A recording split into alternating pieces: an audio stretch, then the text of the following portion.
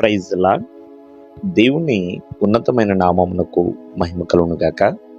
ప్రభు పేరట మీ అందరికీ హృదయపూర్వక వందనాలు. ఈ ఉదయకాలము దేవుని వాక్యాన్ని విందాం.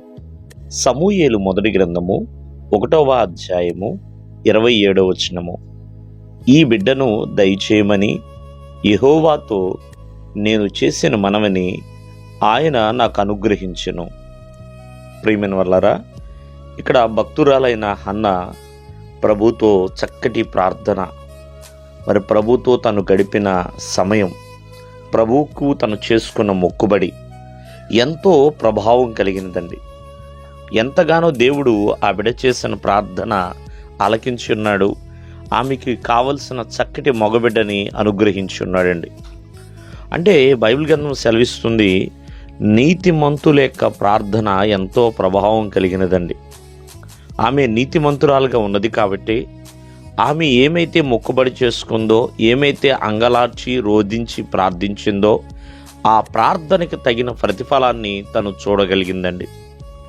ప్రియమైన వాళ్ళరా, ప్రార్థన అంటే ఎప్పుడు కూడా చాలా చాలా ప్రశస్తమైనదండి. మరి అటువంటి ప్రశస్తమైన ప్రార్థనా జీవితాన్ని తను కలిగి ఉన్నదండి హన్న. కావున దేవుడు ఆమెకు కావలసిన ఆ మనవిని అంగీకరించాడు, ఆమెకు కావలసింది అనుగ్రహించాడు. మొట్టమొదటిగా ఇక్కడ దేవుడు హన్నా చేసిన మనవిని ఖచ్చితంగా అంగీకరించాడు కాబట్టి ఆమెకు కావలసిన పిల్లల్ని, సంతానమును అనుగ్రహించాడండి. బైబిల్ గ్రంథం సెలవిస్తుంది, నీతిమంతుల యొక్క ప్రార్థన మనఃపూర్వకమైనది. ఖచ్చితంగా దేవుడు అంగీకరిస్తాడండి. కావున ప్రతి ప్రార్థన కూడా ప్రభావం కలిగిన ప్రార్థనగా ఉంటే ఫలవంతముగా, అంటే ప్రతిఫలం అనేది మనకు వస్తాయండి. నీ ప్రార్థన ప్రభావం లేకపోతే ప్రతిఫలాలు ఎలా వస్తాయి? కావున ఒకసారి ఆలోచించేద్దాం. మనము ప్రార్థించేటప్పుడు ఎటువంటి ఉద్దేశంతో ప్రార్థిస్తున్నాం?